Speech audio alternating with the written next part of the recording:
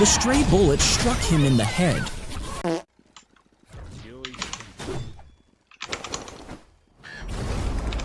The stray bullet struck him in the head.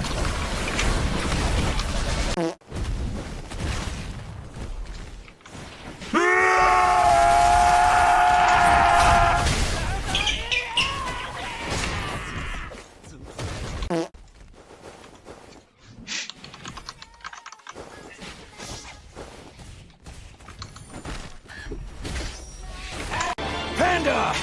Hurry up and run! No, you won't.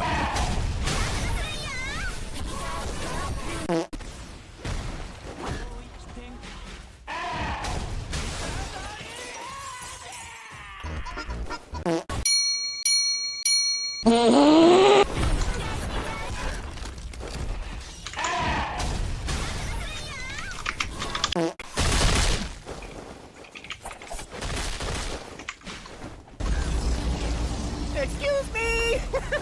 I survived!